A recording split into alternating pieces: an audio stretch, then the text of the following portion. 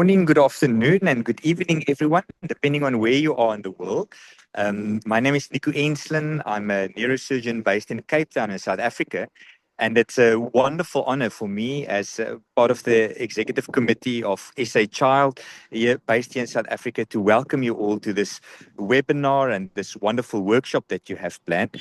And I really want to thank the main organizing committee and specifically Dr. Gillian Saluji for this wonderful privilege of involving us as SA Child in this as well.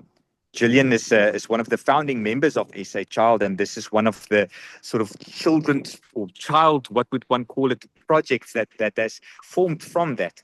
And as a group of multidisciplinary members of the SA Child Committee, we really agree that one of the main points that we all get together is exactly for the reason that you have this webinars today of talking about posture and specifically focusing on children with movement disorders and using cerebral palsy as the main vehicle for that group of patients. I think we all feel strongly that function is the main goal of both therapeutic aims and what we evaluate in these patients every day of our lives. And it's so important that posture forms the mainstay of that. Without posture and certain positioning abilities and skills and postural care, I don't think function is possible ever, whatever one would define for a specific child or patient as function. So it's a lovely a webinar to be part of. For me, as a neurosurgeon, being part of SA Child is a dear and very special part of my daily life. We, as part of SA Child, are a group of multidisciplinary members where we have clinicians or medical practitioners, both from the orthopedic side, neurosurgery, as I said, pediatrics, pediatric neurology, occupational therapy, physiotherapy, speech therapy, language therapy, audiology. And then we definitely are in a very privileged situation that we are part of the main organization of the International Association of Childhood Disabilities. And we are key members or initiating part of that where we have actively endowed and looked at having people with lived experience, people with physical disabilities themselves that are part of our committee and part of our executive committee as SA Child. And it's this rich tapestry of both clinicians, rehabilitation therapists, as well as people with lived experience and professional people that all come together and that weave this beautiful tapestry. And we know that that's the only way that we can truly look after patients and children specifically with physical disabilities and cognitive disabilities as well, is by looking at all their needs and looking at the whole multidisciplinary team. So on behalf of myself and Dr. Jackie Besaidnout, our chair of SA Child, I'd like to welcome you all and really thank you for making us part of this and wish you a wonderful conference from here on. And I'd like to hand over to Israt. Israt is is the chairperson for the GLM CP registry, if I'm correct, Israt. Please correct me if I'm wrong. And Israt would also like to say a word of welcome and introduction, and then she'll hand over to Dr. Gillian Saluji, and from there we'll start the conference. Thank you so much for the opportunity and have a wonderful time. Thanks, Nico. Thank you so much, Nico. Hi, everyone. Good evening from Sydney. I'm Ishrat Jahan. I work as a coordinator for the Global LMICCP Register. Very nice to meet you all, and it's very exciting to see so many participants attending. I see a few colleagues in the participant list. Many of you are probably familiar with the Global LMICCP Register Network. It's a multi-country network of currently spanning 32 LMICs and being implemented by 87 partners, including SA Child, in those countries. And we currently have over 160 professionals connected through this network. And they're doing this amazing work as you are probably familiar with. I will not delay this webinar any further. Welcome to the session. So nice to see you and look forward to hearing from more from our panelists and the speakers. Thank you, Gillian. All right. Thank you so much, Israt, and thank you, Nico, and a very, very warm welcome to everyone, wherever you are in the world. I'm so excited that this, it's not a webinar, it's not a conference, it's actually a mini online training course where we are going to do our best to give you information that you'll be able to use. I am so delighted that so many people have shown an interest in this, and it really shows, I think, the need and our hunger for knowledge on this topic. We have about 37 countries that participants have registered from, so this really is a global event. So wherever you are in the world, I say to you, welcome. For some of you, it's very early in the morning, others in the afternoon, others at night. Here in South Africa, we are very lucky. It's in the middle of the day. So I'm so proud to introduce the team, and I just want to say to everyone, the people that are asked, the panelists that are asked to join me in this, when I spoke about this idea about how do we make this knowledge as easily available as possible, would you be able to join it without any hesitation? They all said yes. So I just want to say a big, big thank you to our panelists and our experts. And we really do have experts with us today. So my name is Gillian. You know that I'm a founding member of SA Child. I'm also one of the leads on the SA Child CP Register, which is part of the GLM CPR.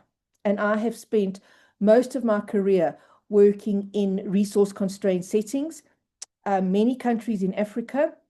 So it's a world that I'm very familiar with, and I'm really glad that that we are here at this stage where we are in the world where we can all join via something like a global training session. And I'd like to just introduce our panelists to you. Firstly, Sarah Clayton. So Sarah is joining us from London, where there is currently a heat wave. Sarah is an internationally recognized leader in supported lying and therapeutic positioning, with nearly 30 years of experience working alongside families, clinicians, and service providers. She originally trained as a biologist, and she first published in the field through the Mansfield Project in 2000.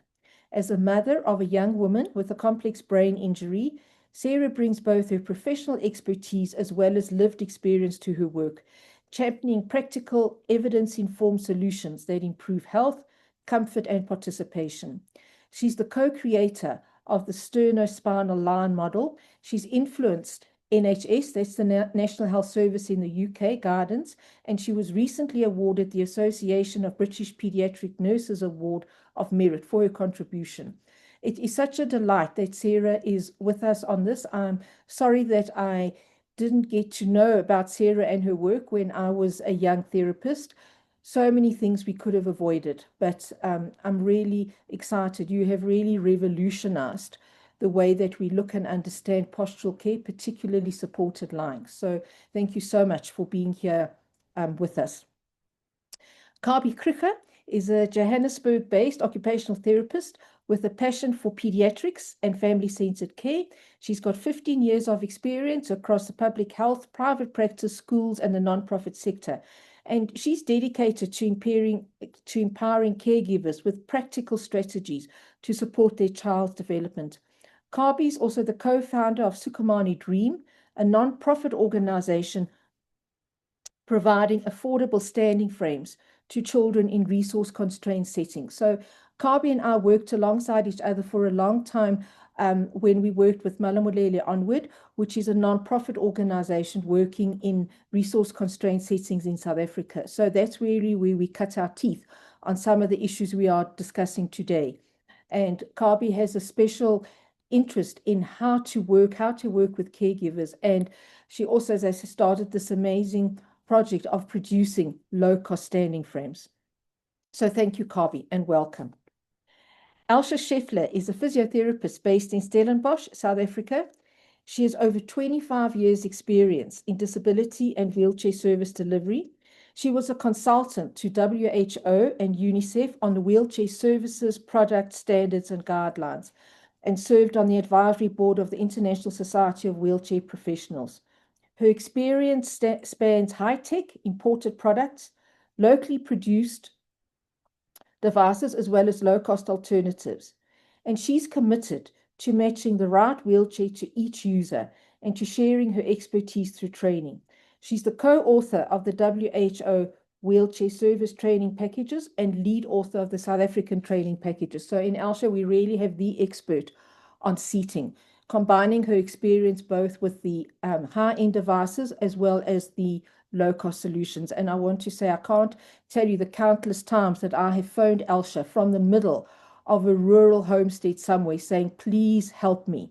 And I think the mark of a real expert is that they can help you via a WhatsApp call with a blurry line, a blurry connection, and still help you in order to be able to seat the child correctly in the distance. So I've really appreciated Elsha for that. Then our final participant is Daniel Meyer, who is a Swiss orthotist. He began his humanitarian work in Iraq 28 years ago and later worked in Sierra Leone. And in 2006, Daniel and his physio wife, Annika, founded Timian. Timian is a humanitarian organization based in Jeffreys Bay in South Africa. The Timian designs and produces affordable assistive devices and equipment for marginalized children with disabilities in rural areas and townships in South Africa. He started out in a small garage with just a few DIY hand tools. And Timian has grown over the years into a large, I was there not so long ago, a beautiful, well-established workshop producing quality disability equipment. Their products have been used in India, Jordan, Lesotho, Swaziland, and Kazakhstan. And Daniel's vision is to share his experience with organizations worldwide, making functional equipment accessible to children with disabilities, regardless of their family's wealth or social status. And I got to meet Daniel when he first started Timian, and he joined us on our early Malamulele onward outreaches. And that was really our lessons and how we cut our teeth on having a look at huge needs and saying, what is it that we can do with the few resources that we have, a willingness to work, energy and commitment. So I'm really delighted to have this team with me today. And they are the experts. I'm just going to simply give you an overview of what we've done. I'd also like to introduce you to Vutomi Ringani. He's the SA Child Administrator and also the Research Assistant for our SA CPR, and he's ably assisting me as the technical advisor. We had so many people, we had to change this from a meeting to a webinar, which is a new experience for all of us. So Vutomi is going to be holding our hand. So with that, we will start our first presentation. I want to just welcome you all very warmly. Your names are in the participant list here. There's a Q&A section, so that's how you can interact with us. All of us will be online for most of the time, and we'll do our best to answer all your questions as we go along.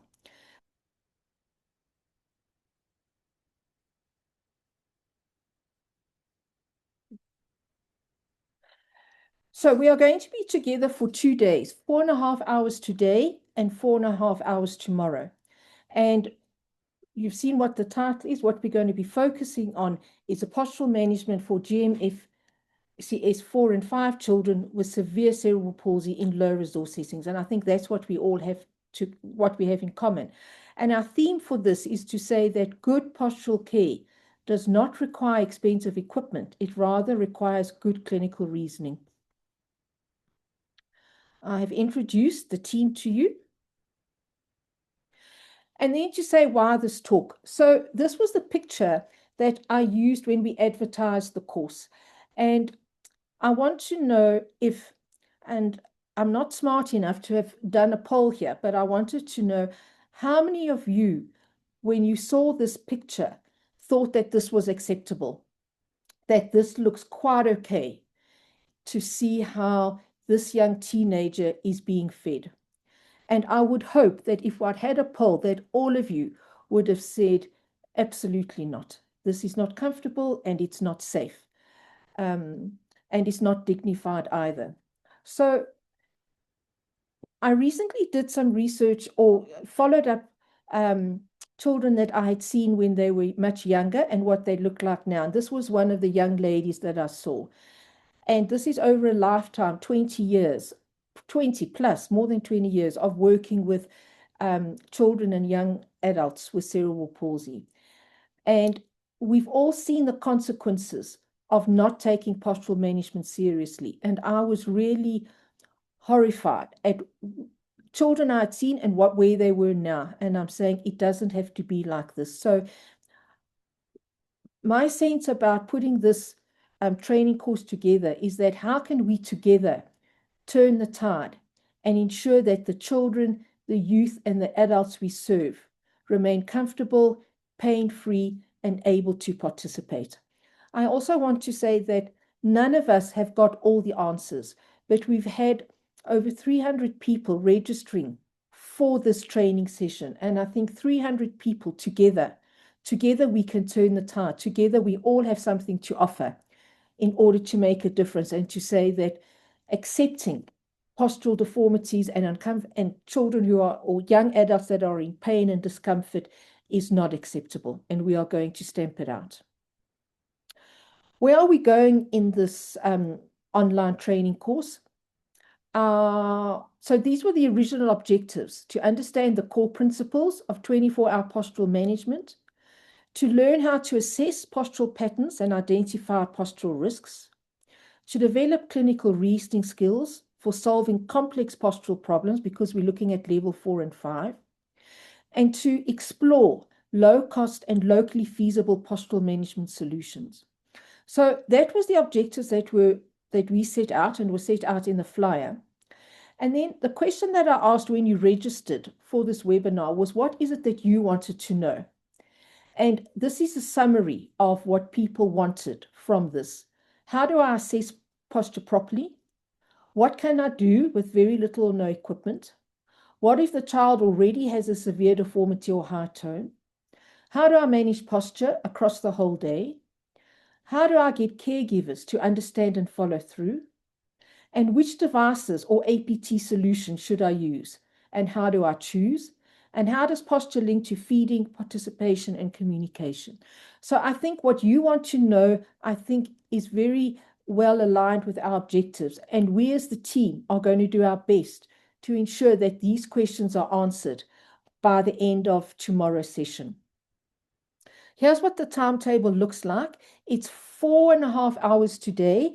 Now, the time is in UTC, and I know there are many South Africans here, and we all got a bit confused. UTC versus SAS, South African Standard Time. So these times are all in UTC. So we're going to start the first hour. I'm just going to set the scene and lay the foundation.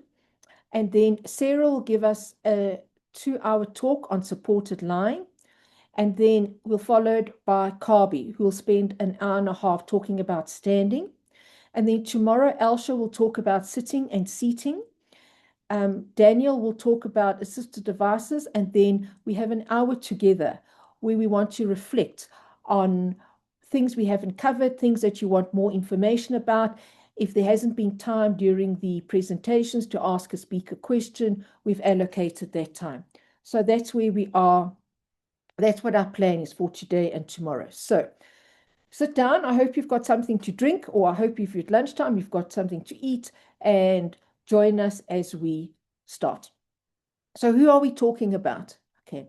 So we are talking about GMFCS level 4 and 5. We are talking about the children, the youth, and adults with a complex picture, with many associated comorbidities and living in an area where skills and equipment are scarce.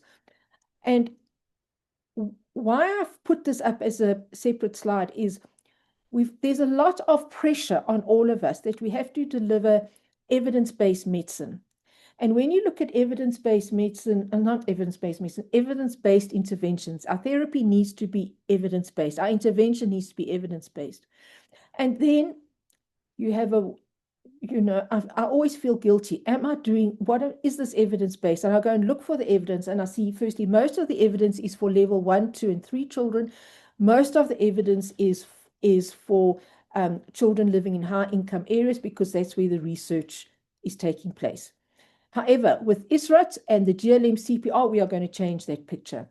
But but if you are working in a low middle income country, you know only too well that the majority of children and youth that you are working with are complex.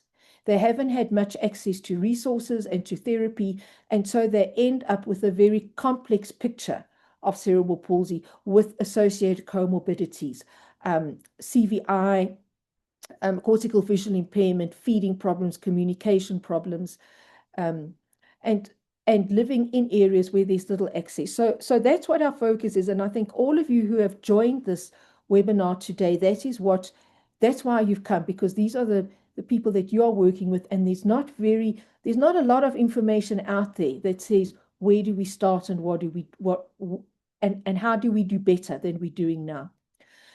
There was one question about the GMFCS, so that's why I just put the slide in. If people are not familiar with the GMFCS, we are talking about levels 4 and 5, who have very limited, limited ability to move around on their own. So that's the group of people that we are talking about today. So this goes back to the picture and my own journey, and to have a look at the arrow of time. So this is a young lady who I first saw. I think that was in 2011. The picture on the left. And that, I think, is how many of you, that's the majority of children that we see. They're the young children. The young children that come in, they look very cute. They are very cute, not just they look very cute. Very cute, lots of promise, lots of potential. And we work very hard at saying, how do we enable this child to be as independent or as functional as possible? And then, so that's where we start. So 3 years later, that's the picture in the middle. There she's grown up a bit, and what do you see? Her posture has changed. And then last year when I went to see her, that's what she looked like. And I just hung my head in shame and said, this is someone that I worked with when she was a young girl. Yes, I did not spend a lot of time with her. I spent probably a week with her for 3 years in a row. That was the input that I was able to give her. And then I kind of had hoped that, not I hoped, but, resources, etc. We couldn't go back to that area. And so she and her mother were left to their own devices. And I am just horrified that is what the end result was. I would never have predicted from this little girl that's there on the left to where she ended up. And I think that's for me part of the motivation of putting together this mini online training course. What can we be doing better to prevent that picture that we see on the right? So here she was in sitting. As a little girl, she could almost sit on the bench. Fantastic, with little support. Her mother in the middle picture is holding her so beautifully. And now that's what she looks like now. She cannot easily, well, she doesn't have a chair to sit in. And if she did have a chair, you'd need someone with ELSA skills to help you make sure that she was able to be seated in a chair. So what has her life become? Her life has become a life that is spent on the floor, on the ground, extremely limited opportunities for participation. She is in pain, she is uncomfortable. Her mother can no longer help her to sit on her lap, and so that's the only choice her mother has in how to feed her. So this for me is, I feel very strongly, and I've seen so many young adults that look like this young lady on the right, and that's not how they started off. And so what is it that we can do? What should we be doing differently to avoid this picture happening? So postural management. My own experience of postural management is that it's a bit like your health and safety officer. It's something that you have to do, but certainly it's not the most exciting thing to do when you're a therapist. As a therapist, you want to be playing with the child and doing games and activities and doing therapy, having your hands on the child and doing things. Postural management is kind of a little bit of an add-on at the end. And I think for me, that's part of that. Postural management was not reinforced to me as, this is the absolute central thing. If you don't get this right, you are wasting your time. And I think the minute you know that your child is a level 4 or a level 5, the first thing that you've got to start, we go on and on about having early intervention. I'm saying early intervention includes early intervention for postural management. Don't wait until it's too late. So what are we talking about? I'm using the words postural management and postural care. What do those two words mean? I think postural management, exactly what it says, it's management. It's something that you manage. So it's a planned approach. And it sounds like something you kind of would do on paper and in theory. What are the activities and interventions that you would do to influence an individual's posture and function, and obviously tailor it for each child? And that includes obviously the seating, the nighttime support, standing, exercises that you do, therapy that you do, the orthotics, surgical interventions. That's postural management. And I think it was Sarah that introduced me to the idea of postural care, that postural care is protecting and preserving body shape in individuals at risk of asymmetry and destructive posture. And that fits in very well with our changing view, or certainly over the years that I've seen since I've been working, the changing view of how we view the population and the people that we serve, that they are not, they are, each is an individual, and my duty is to protect and to preserve the body shape of each individual, not to manage them, but to protect and preserve their body shape. And levels 4 and 5, we're talking about the group of people who have the most restricted control of body movements. Movement, for whatever reason, is their own active movement is very, very difficult. They have very limited possibilities of their own active movements, which means they will sit or lie in limited positions for which they are unable to move themselves. And I think one really has to grapple with that and think about understanding, what does that mean if someone is unable to move or change their position? What is that responsibility on us as their therapists and on their families? And how can we be doing that better?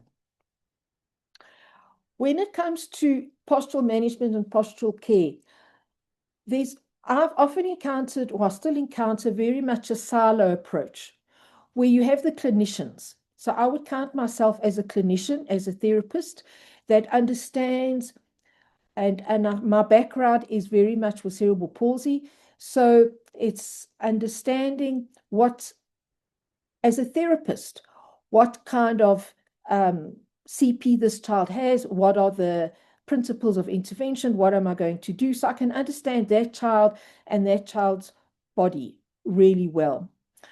And then you have people that are the seating practitioners. So they will they have the expertise in understanding wheelchairs, understanding the principles of seating for a whole range of people, including people with CP.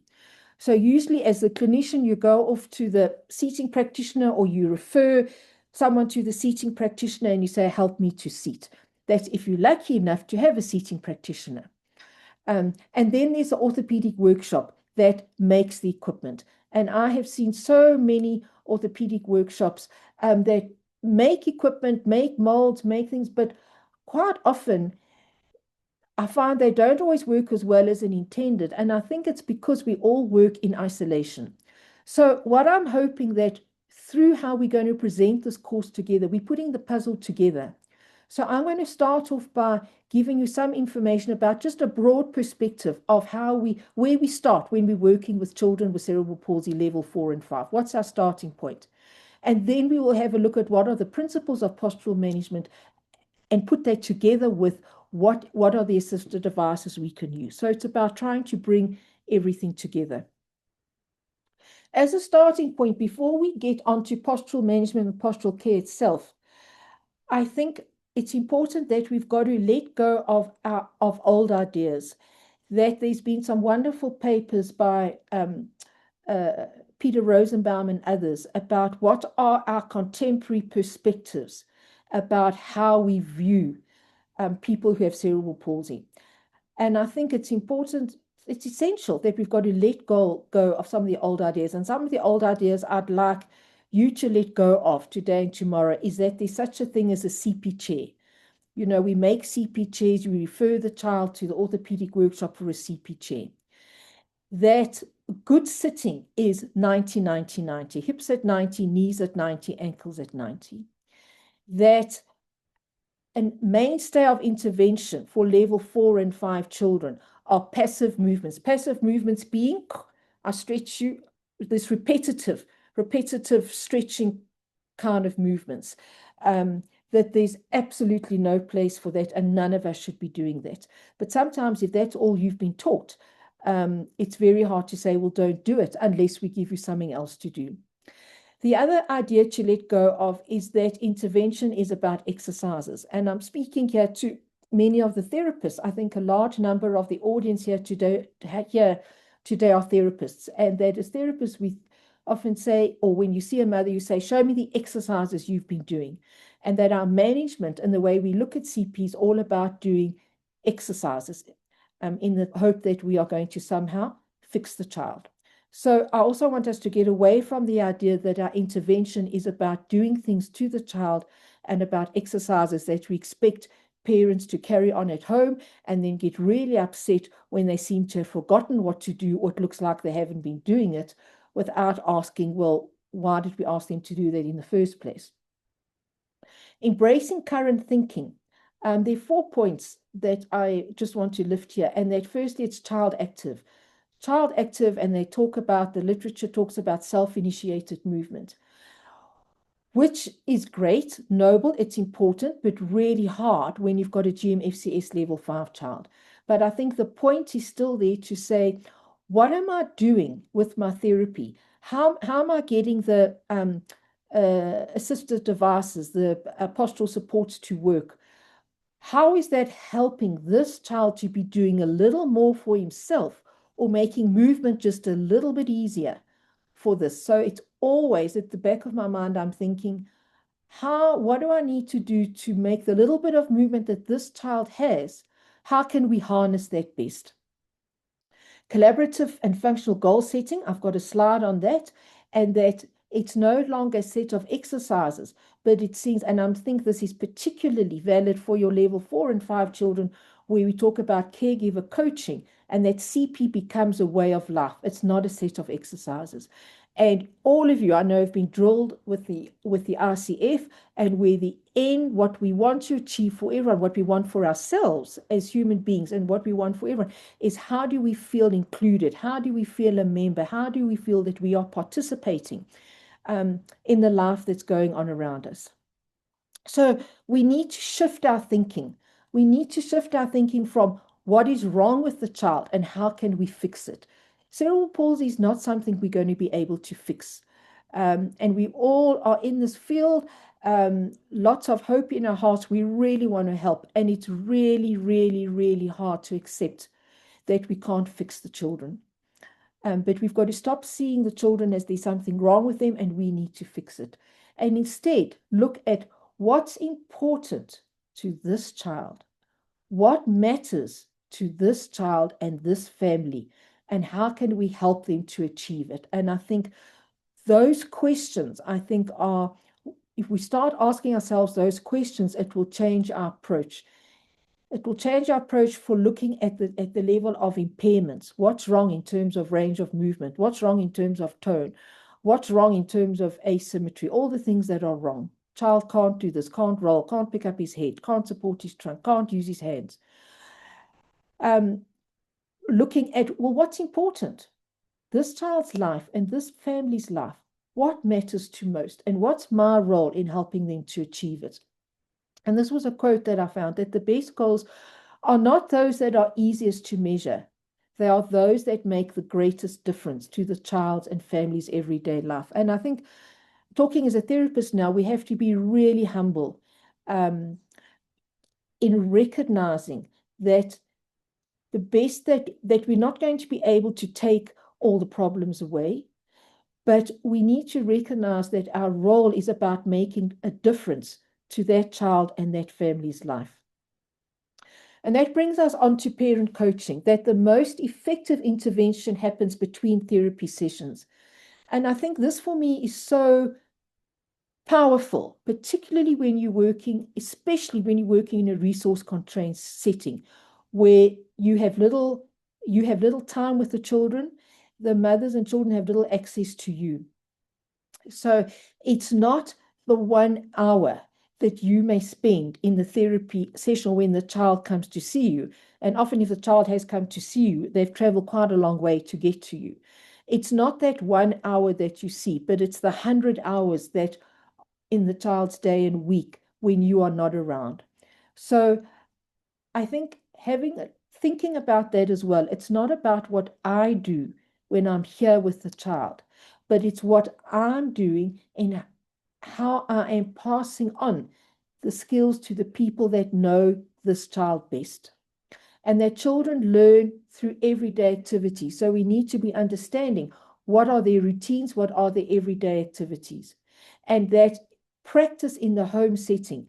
How do we make it easy for parents to use the opportunities they've got each week to practice meaningful skills?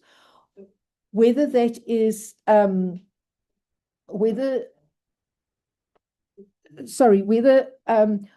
every time you interact with the child, every time you dress the child, every time you feed your child, how is that an opportunity to practice something that's useful and that's helpful? And that the parents, the family, the parent, the grandmother, the family is the most important people in that child's life. How do I build on their confidence, their competence? How do I help them to become problem solvers? Because if I'm able to do that, that makes my therapy and my intervention sustainable. It will continue long after formal therapy ends. And you just have to think back to the COVID era where hands-on therapy, face-to-face therapy wasn't possible.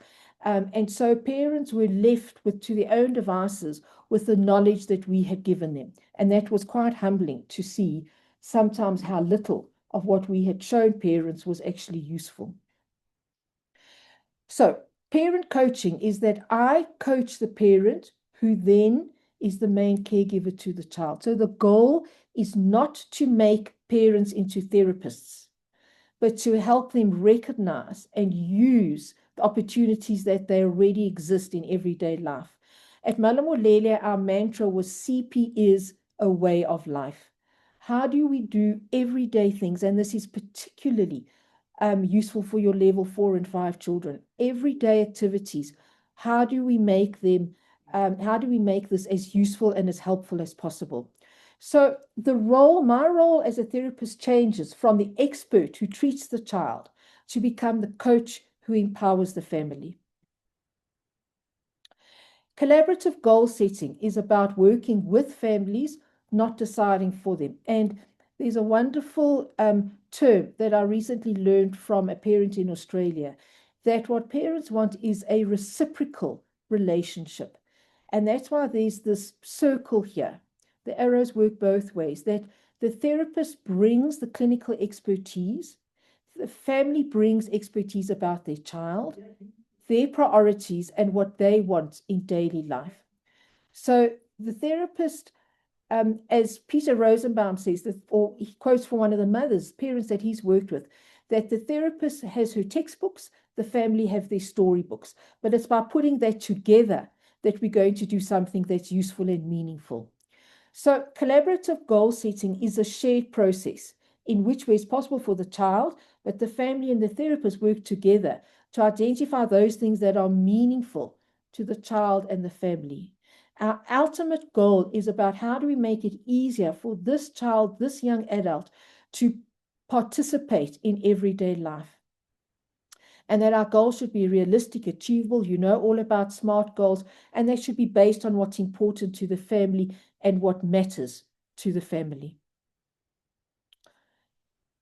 And I think for me, that's what's important. What is it that matters to the family? Not what matters to me, but what will make a difference to the family. So the approach that we're going to take in this mini training course is that the first thing is going to be person-centered. And what does it mean when we say our approach is person-centered? What the skills do we need about assessing and analyzing? And all of the panelists will be telling you about that. What are the principles of postural management? And then what about equipment? What about assistive devices and what resources are available, technical assistive devices and postural support? And with putting that all together, whether you are the clinician, whether you are the postural support expert, whether you are working in the orthopedic workshop, we need to put our heads together. If you don't have all those people in the team, we've got enough resources here that we need. There are enough resources that will be shared with you, how you can learn about those areas that you may not be so confident about. Because what we want is the right equipment for the right child for the right purpose. So I'm going to start with the person-centered approach.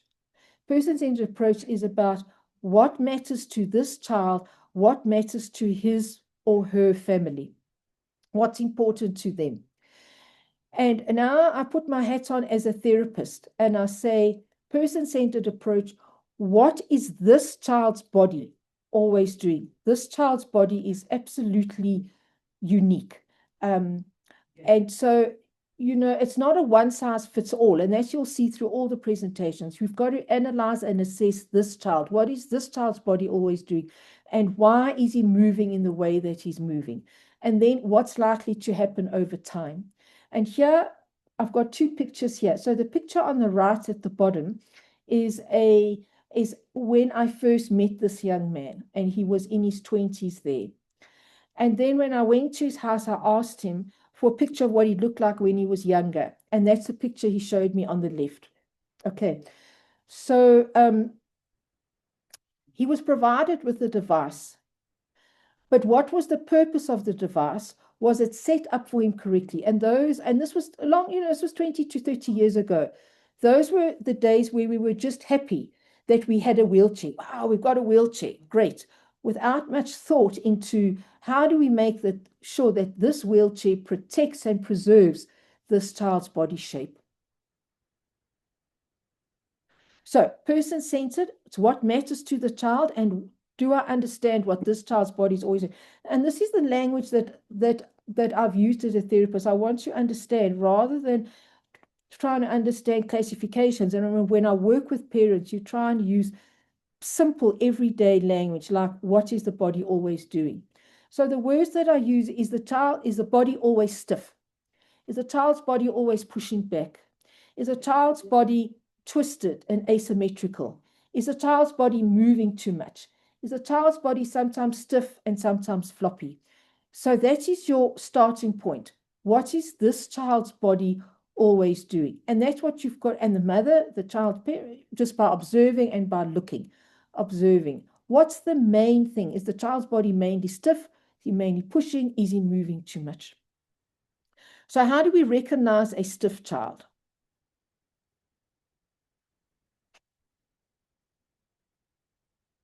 Okay, so this is Michael, and I'm grateful to his mother that she was so kind in letting us take so many videos of Michael over so many years. But what I want you to have a look at, how do we recognize that his body is stiff? Firstly, how much movement, how much active movement is there? How much does he move? And what happens when his mother moves him? I'm just going to take this video back a bit because I want you to have a look here. Okay, so what do I see here? I see this is a stiff child. This is a child who is not moving, who has very little movement. And the movement that he does have is through a very small range. For me, he looks quite stuck. Now, look what happens when his mother moves him. She's trying to turn him over, and you see that the whole body moves at once. So this child, if you want to the classification, yes, he has got severe hypertonus spasticity. Okay. That the tone is high, and it's always high. It never goes down. It's not changeable. It just is high or very high. And then I also want you to notice how whatever position he's in, his arms and legs are in the same shape.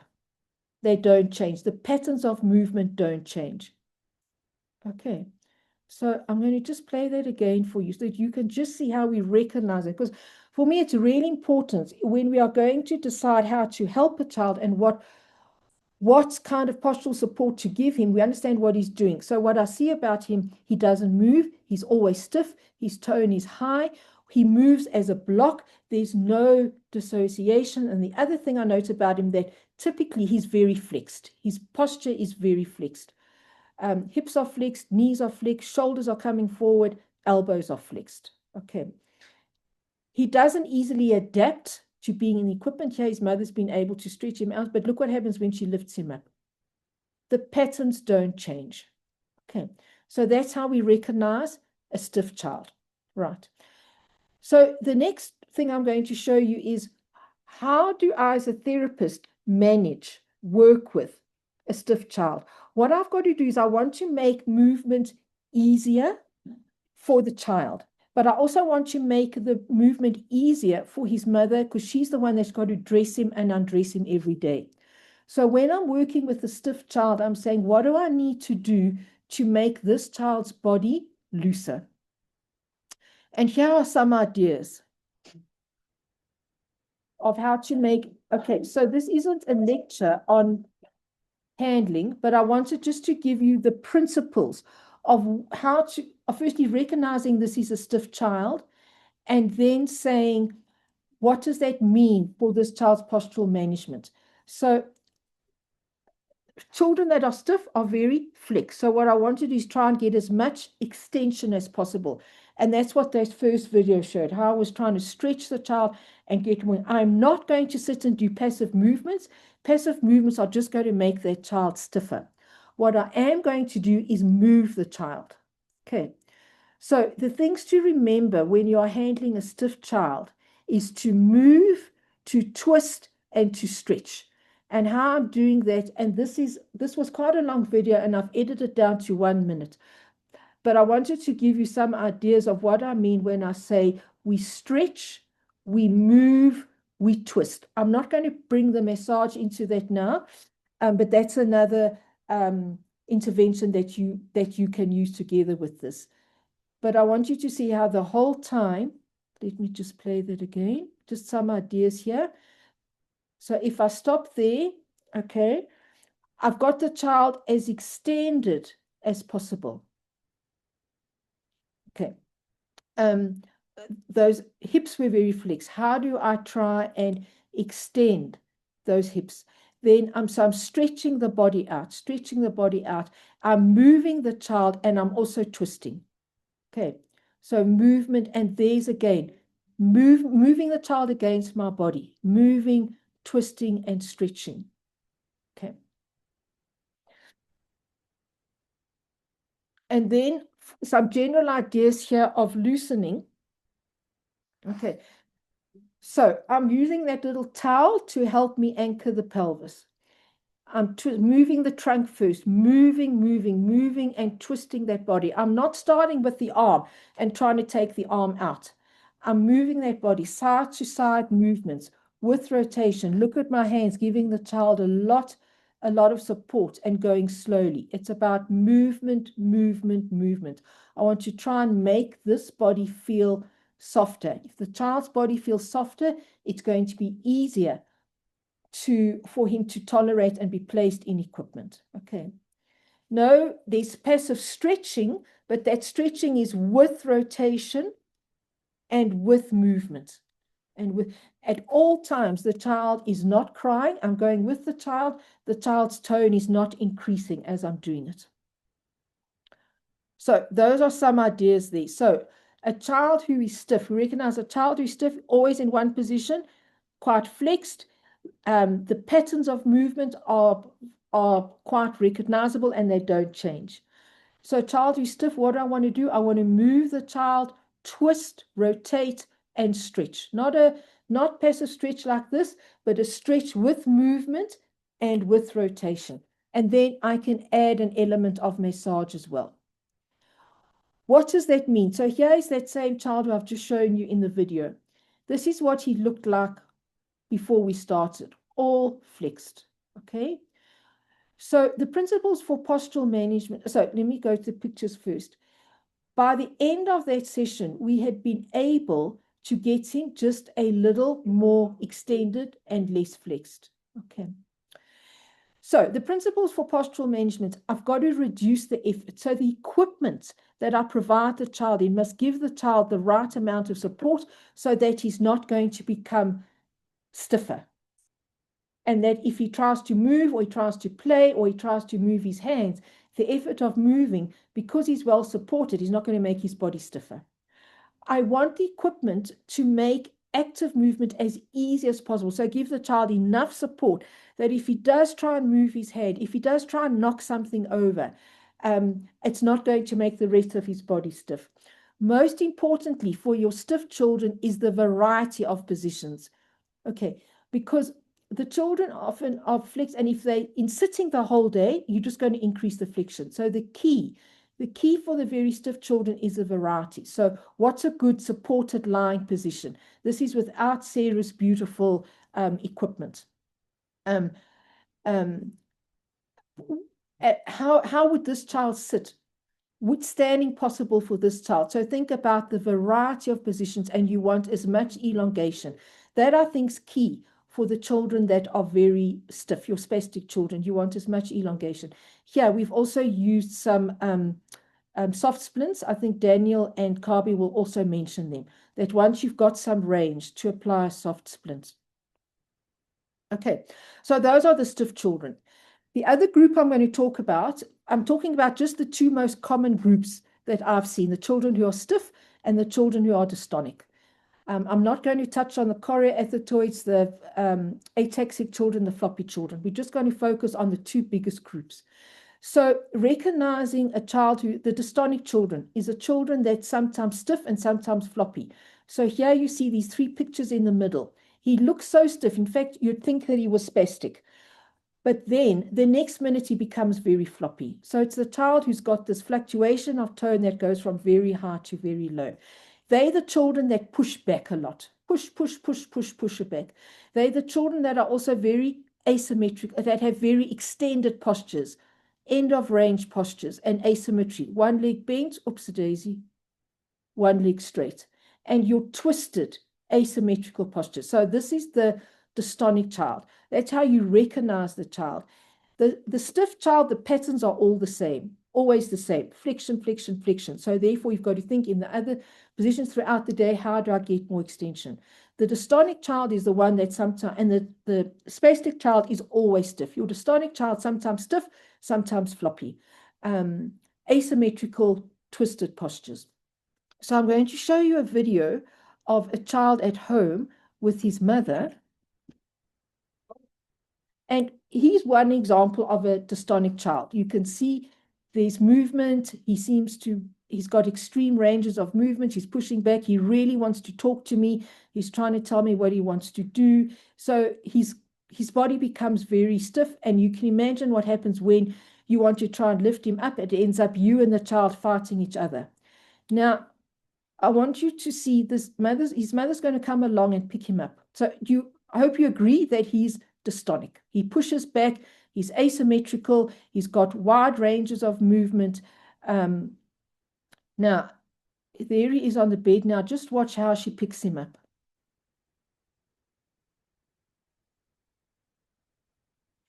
Is he fighting? No. Is he pushing back? No. So what she was taught was how to handle him. And she's done that. She does it so well that it just looks so natural for her.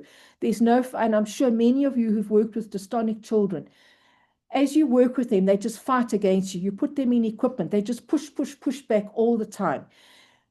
As they're pushing back, you pushing back harder. And it just becomes this terrible tussle between you and the child.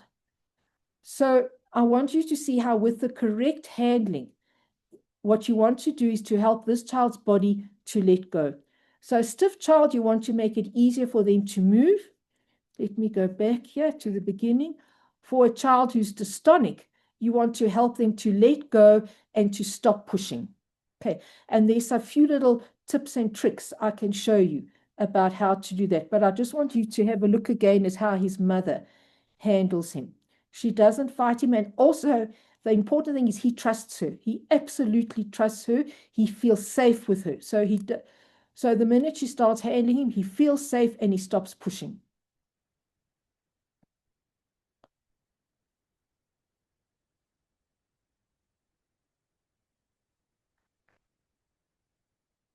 Okay, so she talks to him. She tells him what she's going to do. He's got a phone there. She's got a phone. And as she lifts him up, no fighting, gives him lots of support, talks to him, takes her time. Okay. Also, how she's positioned next to him. So he's leaning against her. She's also brought his shoulders in front of his hips. So there's quite a lot of flexion there.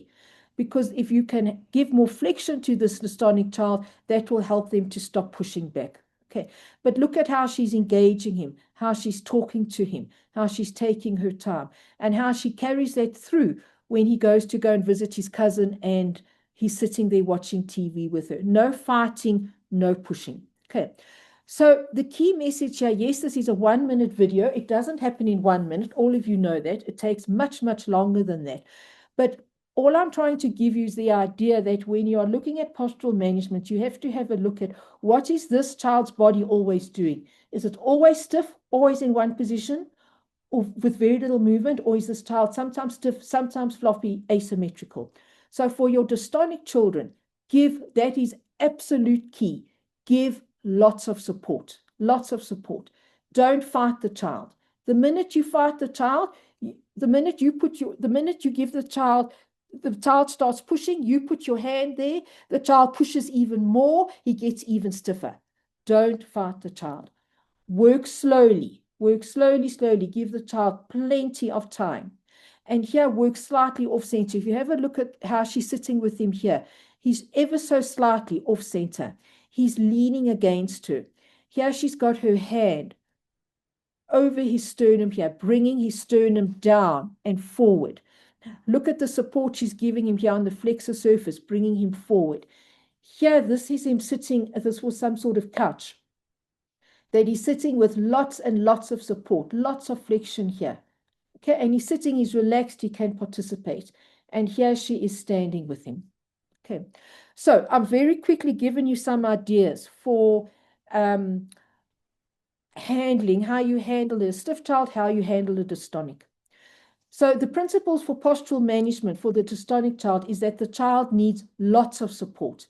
Here in all these pictures, here you can see we don't always have a chair. So here's a basin. We've got the soft splints on the child and lots of blankets and lots of towels. You want to get this posture as flexed as possible so the child is not pushing back. The child should not be fighting the equipment. If you ever put a child into a piece of equipment and he's fighting, just stop. In sitting, keep the hips flexed and the shoulders forward. A little tip that sometimes can help is if you're in sitting or in a standing frame, if you put the arms asymmetry, what I mean is asymmetry, one arm may be a bit higher than the other. So like, for example, on a wedge or on a slope, that you just put the arms in a slightly asymmetrical position and that really helps for those children that want to push back very easily, because the minute their arms are in the middle, it's easier for them to push back. Elsha will talk about straps, but be very careful about restraining a child with straps. It gives them something to push against and work slowly. So I hope this has given you some ideas about how understanding the child and understanding what the child's body is always doing is the first point, because that tells us how to handle the child, which then makes it easier to say what sort of postural support devices are going to work best for this child. One quick slide. I just want to raise the flag here for hip surveillance. Your level 4 and 5 child, Sarah will mention it in a minute, very high risk, extremely high risk of hip dislocation. That is something we can prevent. Yahoo, there's something that we can prevent. You know that in Sweden and in Australia, there are hardly any children with dislocated hips. Why? Because they have implemented hip surveillance. Hip surveillance, lots of guidelines on it. There's the care pathways as well as the Australian hip surveillance guidelines. Easy to get on via the internet. And I think all of us should be doing that. And what that means is X-ray the kids' hips regularly. That should be possible in almost all settings. X-ray the hips. Do something about the hips before the hip is dislocated. Once the hip is dislocated, it is out. The horse is bolted. Possibilities to fix it are very limited. A dislocated hip becomes a painful hip, becomes difficult to sort. They do surgery. Often it ends up with more problems than it solves. So let's try and prevent that. So please, please, please, all your children, if they haven't had a hip x-ray, let them have a look. Those hips that are threatening, if there's 20% migration, that child needs surgery. Yes, you've got a problem where you're going to find a surgeon, but at least let's try and see if we can reduce the number of kids with dislocated hips, because then we are consigning them to a very painful future. So in summary, our postural care should become a way of life. It needs to be taken seriously, and it needs to be used anywhere where the child is. A helpful position makes participation possible. An unhelpful position leads to pain, discomfort, and more contractures.